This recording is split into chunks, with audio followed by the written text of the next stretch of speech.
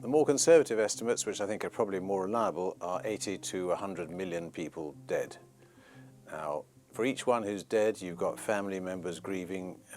You can have 300–400 million who really suffered psychologically, were damaged. Coming up on British thought leaders, James Bartholomew from the Museum of Communist Terror, and why the horrific crimes of communism are not common knowledge. And it really is a major failing of the British education system that these massive and extraordinary events are not taught in schools.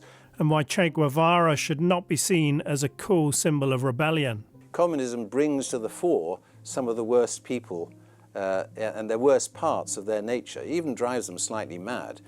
And Guevara was a sadist and a murderer.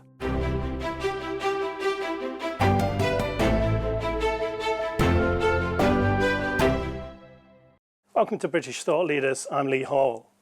Today I'm sitting down with journalist, author and director of the Museum of Communist Terror, James Bartholomew. James, thanks for joining us. Thank you. So this interview will go out on World Human Rights Day. It's hard to imagine a bigger violation of human rights than the crimes of communism. Can you help us understand how big of a violation this was? How many people were affected? Well, numbers affected are extraordinary and incalculable.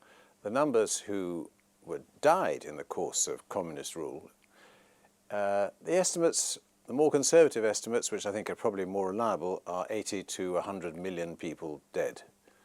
Now, for each one who's dead, you've got family members grieving. You can have 300–400 million who really suffered psychologically, were damaged, and it's impossible. I mean, I met one guy who was in the killing fields in Cambodia, and he lost most of the members of his family, and along with other emigres to Australia from Cambodia, they never talk about it. It is so deep that it's the first time he had talked about it for decades, because it's so deep, the damage. So it's not just the numbers who are actually killed, which is 80 to 100 million, which is an unimaginable figure. And of course, the lion's share of that was in China in the Great Famine. There's been this fad recently of rewriting history, people talking about Churchill being the bad guy and things like that. And I saw some of that had spread to communist history, people questioning the Holodomor, saying the figures were exaggerated. What are your thoughts on that? And can you set the record straight for us on the Holodomor? I think you've got to remember that when people initially estimated the death toll of the gulag and the death toll of the Holodomor, they had very imperfect information. Now we've got much more precise, and the Holodomor is a classic example where we've got much more precise information, because now that Ukraine was in charge of the records, it can look at the official records and get a very precise idea of the numbers who died. And the numbers are lower than was originally estimated, at 3.9 million. It's really quite precise, it's quite unusual. Whereas for other places where they don't want you to know the truth, the numbers are still guesstimates. So it's getting more precise. The estimates do tend to come down from the initial ones, but they're still massively high. And I always quote the lowest figure possible, as it were, because I don't want to get into an argument about whether it was 3.9 million or 5.6 million. I mean, it's still an incredible human disaster, whatever however many millions of people died. So the Holodomor famine was not a natural disaster. I think you talked a bit about that and what it shows us about the nature of communist regimes. Well, you almost might call it imperialism. I mean, Stalin was having a lot of trouble with Ukraine, just as Russia would argue it's having trouble with Ukraine in modern times. But he tried to quell it in various ways, and at the same time he wanted to export grain. So those two ambitions came together very neatly. There was already a famine in Ukraine. They had collectivization, which reduced the output, as it did in every country it was tried. Collectivization was a disaster wherever it was tried by communist regimes, including in Ukraine. And at the same time, they wanted to get hold of more grain to export, to buy into industrialization, which was Stalin's great idea that that you can force industrialization and competitiveness with America and so forth, which of course failed miserably.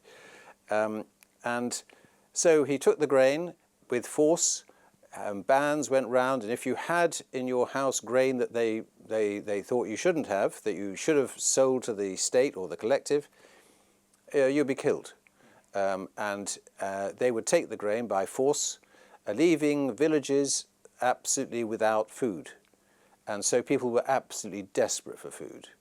And to give you an idea of how desperate they were, there was a British journalist, Welsh journalist called Gareth Jones, who travelled down by train to see what was going on because there were conflicting stories.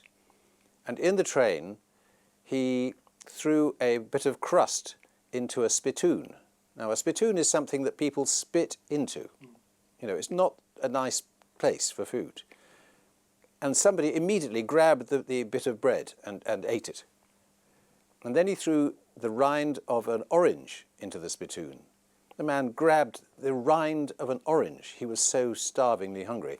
There are even stories of cannibalism that took place because people were so desperate. If one of them died, they would literally cook and eat human flesh in order to try to survive. I mean, it is absolutely horrific. And people were prevented from going from starving villages into town. They were not allowed to go in. They were not allowed to leave Ukraine. So they would be physically prevented to try and avoid the famine area.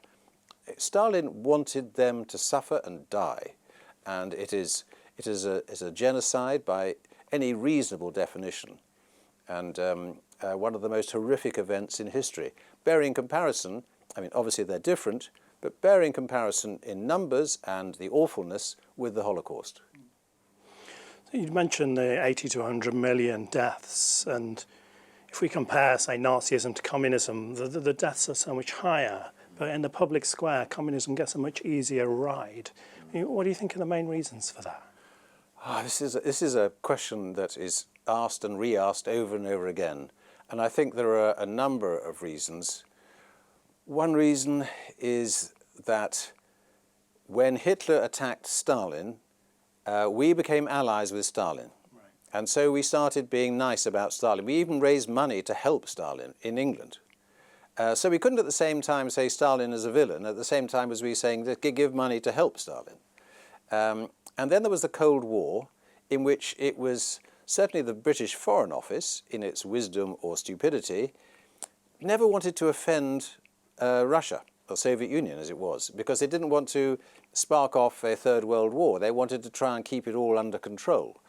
And as a result, we soft-pedaled on some of the crimes of communism, and particularly countries which we hoped to wean away, like Romania and Yugoslavia. We thought they would be so slightly separate from the Soviet bloc, so we were being really nice to them. Ceausescu, who was a horrible dictator, came on a state visit to the UK.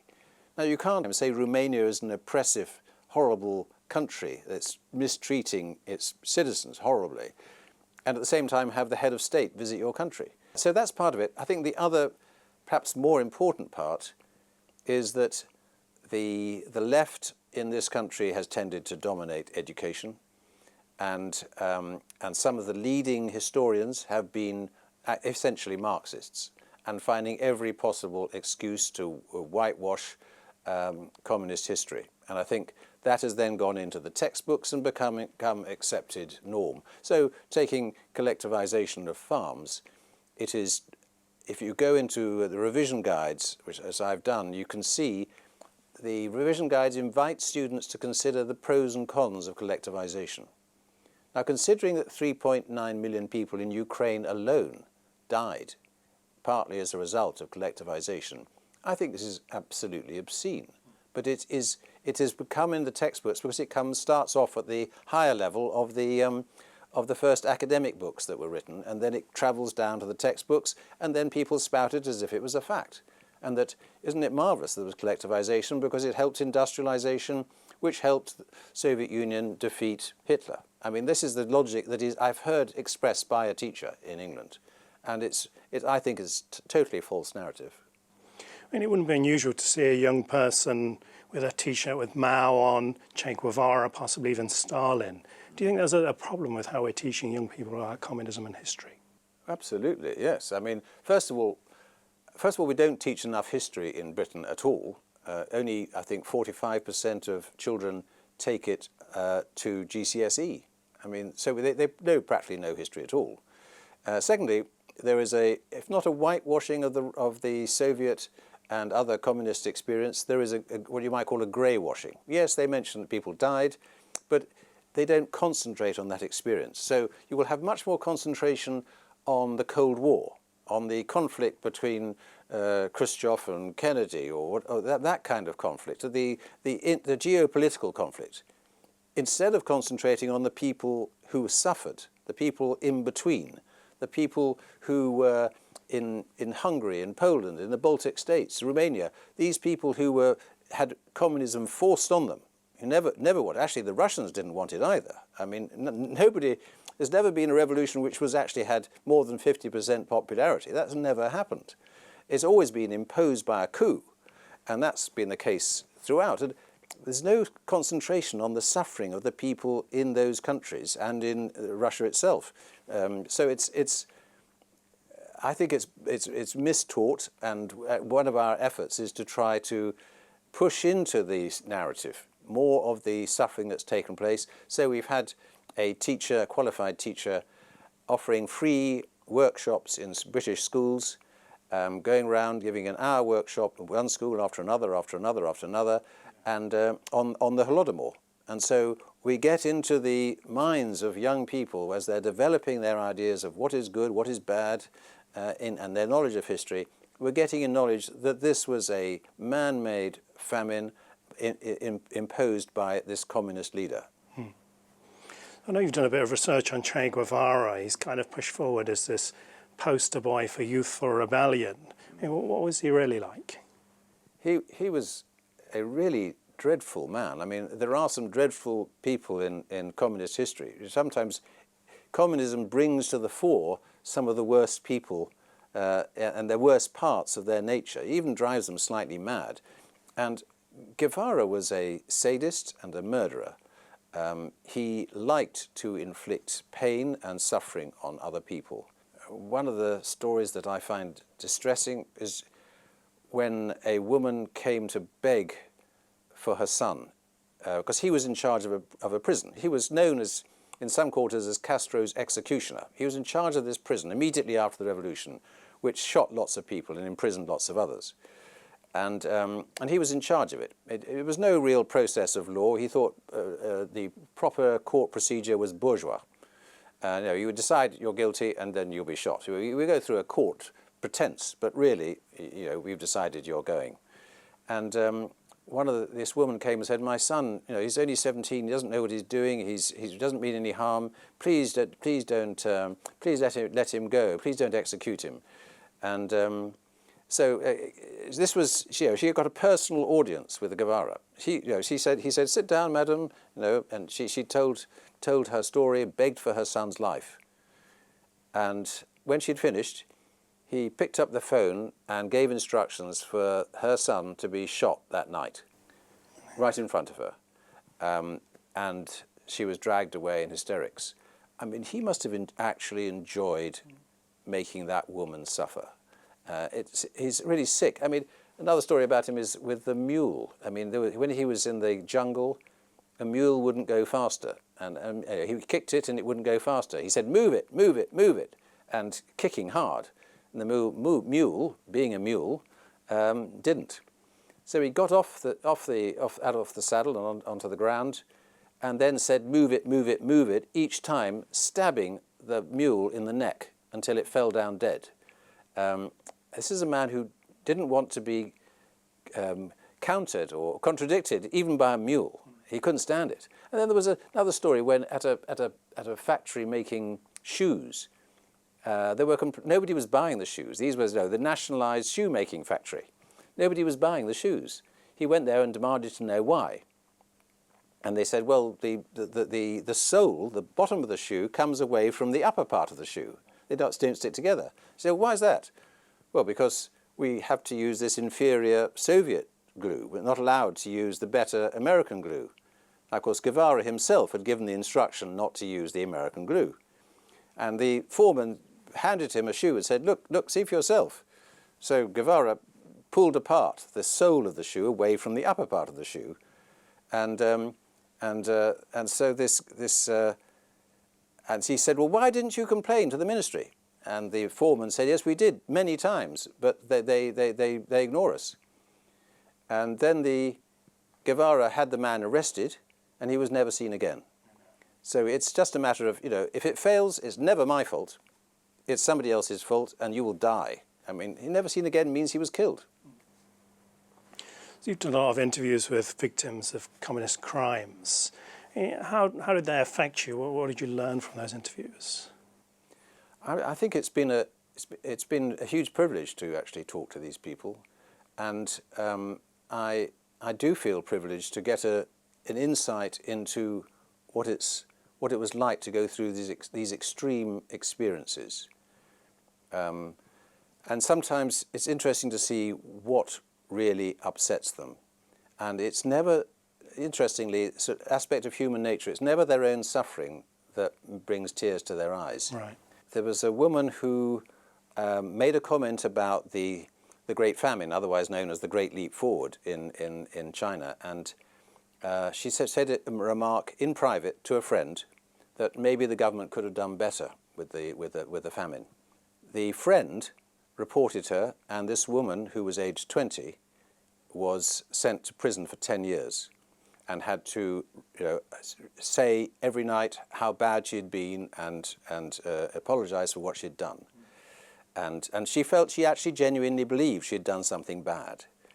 It's almost incredible that she did feel that. Anyway, she did, and she became a model prisoner of absolutely self-loathing about how she had behaved. But what happened then was that her father, who was actually in the same prison in another part, because it was a big prison, he went to the authorities and said, look, my daughter is only 20. Please add her 10-year sentence to my sentence and let her go. I mean, that is a sign of a father's love. Yeah. And her mother also came and brought food to the prison for her. Again, she was risking her own well-being. And so that's what upsets people, when they actually realize that someone loved them to the point of making self-sacrifice. You mentioned the kind of self-loathing. It's like these self-criticism sessions are always a part of the communist regimes. Can you talk us a bit about that? Well, it's a horrible thing. I mean, basically, people are given a choice. Either you say how bad you've been, or else we'll decide you're bad and you'll be in big trouble. And they're a common feature. I mean, I'm thinking particularly in the eastern countries, in Vietnam, in China, and Cambodia. These terrible sessions of self-criticism went on, and it's difficult to. I mean, the detailed reports of how these happened are not easily available. But I talked to one Vietnamese man who said that the neighbors would all be watching each other, and they had a weekly meeting of reporting on each other, what each person had done. Anything that was out of line would get reported. And the Cambodian guy I met who was in the killing fields and barely survived, they had nightly sessions of self-criticism and criticizing each other's. It is a ghastly thing. I mean, it's difficult to think of any other. The only other place that comes to mind is actually religion. In Christianity, you're meant to confess your sins to somebody, and then they will say, okay, you've got to say so many Hail Marys, to atone for your sinfulness. Yeah. And then you're okay. There's a forgiveness in that. There's a forgiveness in that, but there's not sure how much forgiveness there is. I mean, you can make a big mistake confessing to too much. It must be a difficult calculation if you're told you must recant and apologize for yourself and accuse yourself. Because if you say too much, they may think, okay, that's a good reason to torture you or kill you. So as a trustee for the Foundation for the History of Totalitarianism, you're promoting a book by a friend of the show, historian Giles Udy. So this is the book At Dawn They Came. Can you tell us a bit about it and why it's important? Yes, this is a book which initially it was suggested by somebody as a sort of calling card to show that how serious we are about what we're doing. But it's become a really excellent book. It is I think it is literally the best concise account of Soviet terror and repression that exists. It's also well illustrated and beautifully designed. As you see, it's got this, got these bars, which you open it, and there is the woman who was shot, very soon afterwards. It's the great thing about the book is that it gives you a complete account of the Soviet terror in a very short space of time. It is dynamically written, and it's got a timeline that enables you to understand how one thing went to another. And it's also got personal stories, like that of a Finnish man who decided the revolution in the Soviet Union was a wonderful thing, took his family over and suffered miserably, and his children were separated from him. He eventually died because they thought he might be a spy. So he was treated abominably. But that kind of personal story brings it alive what it was really like. Learning about this period, one would read Solzhenitsyn, but it can be quite long and detailed and quite overwhelming at times. But this book felt almost kind of an opposite approach. There's space, there's pictures, there's maps. Why did the author take that approach? Well, it's not just the author, it's also the editor. The idea, well, I thought the idea, yes, exactly, as you say, Solzhenitsyn is a very famous Nobel Prize-winning author, a very brave guy, but it is a very long book and it's somewhat out of date. I mean, this is obviously bang up to date, uses the latest sources, and also, as you say, it has pictures. I think it's much easier to read, and it's important it's easier to read, because if you give 3 volumes of Solzhenitsyn to someone, they're not going to read it. If you give them this book with pictures and concisely written, there's every reason to think they might read it. So this period of time, 1917 to 1953, in Soviet Russia was one of the darkest periods of human history, really. Can you talk to us a bit about the gulag system and how people ended up there, how big this system was, and what happened to them? Well, the gulag system, I mean, I just remind myself of the stats. The stats are extraordinary, and we have them up front. 18 million people were sent to the gulag. 18 million. I mean, it was, and of course it wasn't announced that this was going to happen. There wasn't a big declaration. It wasn't in the news. It was happening quietly. These camps were established for a multitude of reasons. One of them is actually there were really cold, horrible parts of the Soviet Union, such as an area called Kolyma, which is in the extreme northeast of the Soviet Union, which has uranium and gold, but is so cold that it's sort of minus 40 degrees centigrade is normal. Wow. And I interviewed one of the women who was in Kolyma, and literally the boats could only go there they couldn't go there in winter because the sea would freeze. That's how cold it was. And the gulag system was set up partly to punish people who were at least a bit dissident or who might become dissident. I mean, you didn't actually have to do anything. You just had to be bourgeois. You had to be a kulak, a small farmer, who you could be carted off to the gulag just because you were a farmer. You could be a racial minority that could be problematical, like Tatars. You could be. It was also there were quotas of people to be punished. Stalin was very enthusiastic about this, but at the same time he could suppress people, terrorize people, because you didn't know when you might be sent to the gulag, and at the same time you could exploit uranium, not having to pay the workers anything. And the death rate was terrible. There were people were so cold that they would even lose noses or fingers or toes. And in the Gulag History Museum that in Moscow, which has just recently been closed down because it doesn't fit the modern narrative, in that museum they had 3 masks that were made by prisoners in the gulag to cover their faces, small holes for the eyes, the nose and the mouth, just so they could breathe and see. But the rest covered to stop them getting frostbite on their faces. The conditions were horrific, and there was the journey that I interviewed a woman who was sent to Kolyma, and the journey in the ship going across past Japan up towards Kolyma.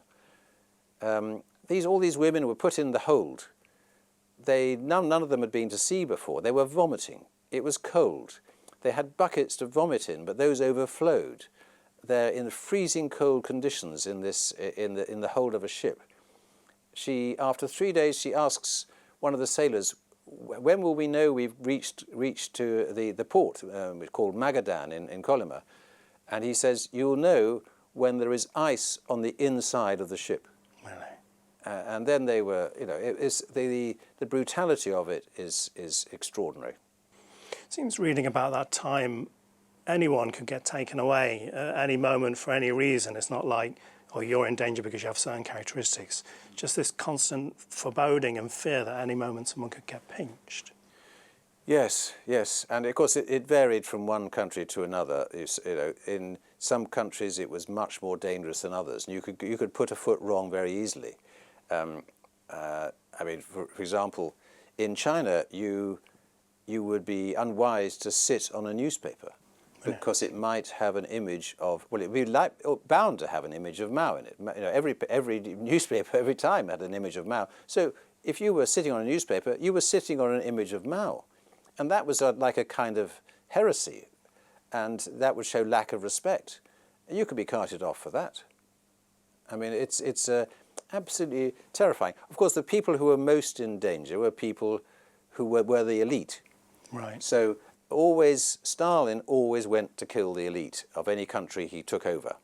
And the classic example is Poland, when he invaded one half, Hitler invaded the other half, and he rounded up the officers and other members of the Polish elite, and those who didn't seem compliant, which was most of them, he gave the order to the NKVD to shoot them. And so it's known as the Katyn massacre, because about a third of the killings took place in the Katyn forest, and they would literally be taken out of a van facing an open pit. Somebody would come up behind them, shoot them in the back of the neck, they'd fall into the pit. Next, shoot, one after another. It's 22,000 members of the elite were shot.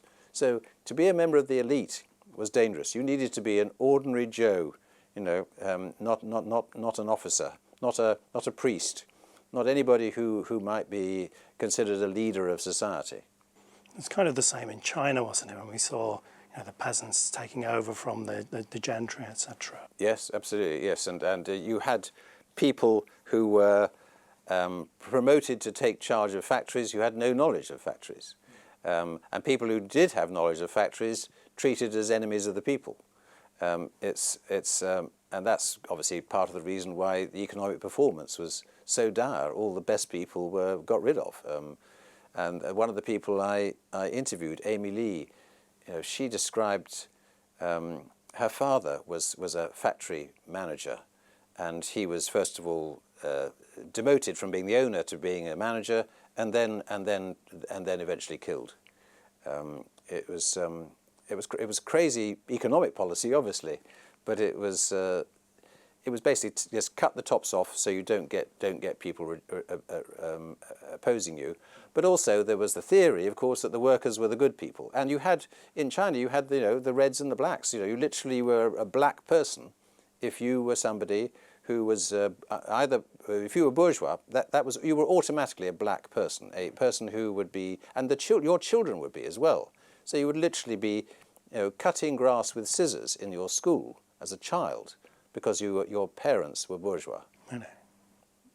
It's absolutely incredible. Yeah. I mean, the Cultural Revolution is one of the most horrific acts of madness of a society that has ever taken place. It seems we really don't learn much about it. I think I went through the first 25 years of my life really not knowing anything about it at all. And when I find out about it now, it seems the most horrific thing that's ever happened. It is extraordinary. And so many of these things that I now am aware of, having done the work on this for some years now, and I had never heard of the Katyn massacre. I had never heard of the Holodomor. I had never heard of the mass deportations from the Baltic states. One thing after another, I think, oh my God, how did I not know about that? And it really is a major failing of the British education system that these massive and extraordinary events are not taught in schools. And we did this was a survey done by somebody else, but they found that of young people, that's to say sort of, I don't know, 18 to 24, that sort of age group, 70% had not heard of Chairman Mao. Really? It's not that they had a good opinion of him, it's just that they had never heard of him. That's incredible. It is incredible, and it's ridiculous too. It is a failure of the British education system.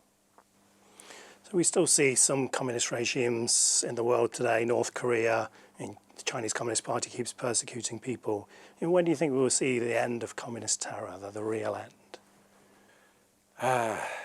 Well, of course, what's happened in China is they think they've learnt the lesson of Russia. The lesson of Russia was that if you start easing up on the terror, then the whole regime falls apart and you lose control of the country. Right. That's the lesson that the Chinese leadership is really drummed into them. So don't give up on the terror.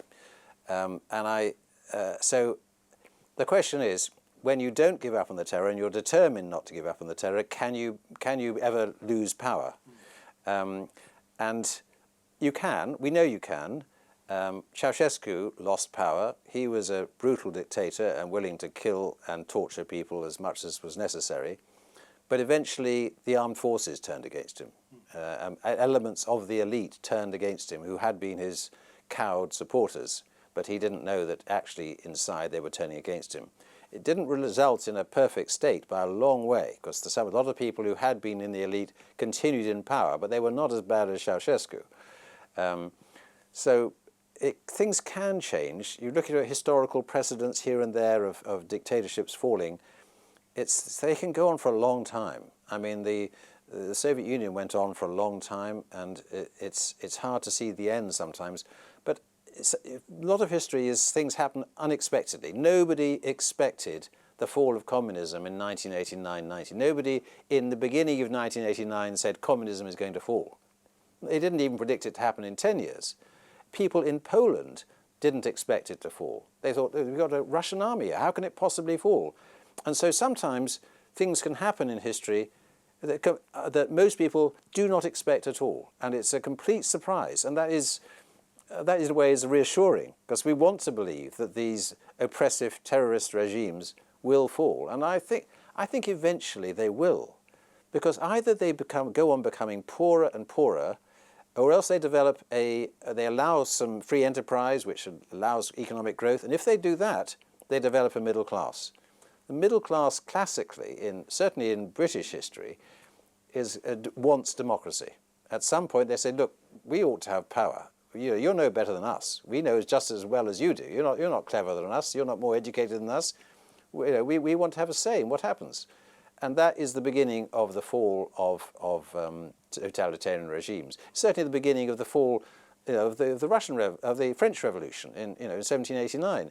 You had a growing middle class, and they thought the king was making a lot of mistakes, and they wanted to have some democracy. And the same thing, I think, happens wherever you get economic growth. And I think all those countries will seek economic growth. I mean, obviously in Cuba and North Korea, they've been economic disasters. I mean, because they have not adopted free enterprise in any meaningful way. China is different because it has allowed economic activity, free enterprise, ownership. It's got billionaires, it's got a stock market. Same goes for Vietnam. So these are countries which are allowing economic growth. And maybe it's that there are limits on it, but they are growing. And I think in those countries, the middle class will get stronger and stronger. And it may not happen in my lifetime, but at some point they will say, right, we actually want to have a democratic future. What are you doing at the foundation and the museum to change things, and how can people get involved in that? Well, our prime aim, our original aim, is to make a museum. I felt that if there's a museum describing communist history and the truth about communist history, that it would be information which would guide the opinions and views of people in this country for generations to come. Yeah. So that's the big ambition, is to create a museum. Obviously, creating a museum is extremely important, and generally only governments can afford them. I'm waiting for either a billionaire who says, yes, we should definitely do this, or else a government to say, yes, we should do this. And I haven't given up hope that this may may yet happen. And we have bought a lot of artifacts because these artifacts will be increasingly difficult to buy. As you know, our biggest artifact is a tank, a T-55 tank, Soviet tank. And this was mass-produced across the Soviet Union and its satellite states in Czechoslovakia and so forth. Copies were made in China. So the famous picture of the man with the shopping bags who was stood in front of a tank going towards Tiananmen Square, that is the same kind of tank. Right. Wow. And we would love to be able to make a reproduction of this man standing in front of our T-55 tank and exhibit that. Even if it was just a standalone thing, it would be quite a memorable image to have in, as it were, in real life, as it were, to have a real tank and a very realistic reproduction of the shopping bag man. Yeah, I mean, people could go and stand in front of it and put their photo on social media. It could be quite popular. Yeah. And we've got many, many other things. We've got KGB prison doors. We've got a little sculpture of a Cultural Revolution of a red guard with his foot on the shoulder of an academic who's undergoing a struggle session. I mean, they actually made sculptures of this. It is quite extraordinary that they should actually commemorate this hatred of another human being. I think one of the things that I was last night at a lecture about altruism, how people care for each other without reward. And that's quite a natural thing because we try and help each other as a species. But what you see happening in the Holocaust and under communism is people treating other people horribly. How do they get to do that? And what trick of the mind takes place? I think one of the tricks of the mind is what these days people call othering. This person is not like me. This is other. This is a Jew. This is a bourgeois. This is a counter-revolutionary. It's almost not a person. And that's how it enables them to strike them, to kill them, in a way that doesn't really come naturally to human beings. I look forward to hearing about the success of the museum. And thanks for joining us, James Bartholomew. Pleasure.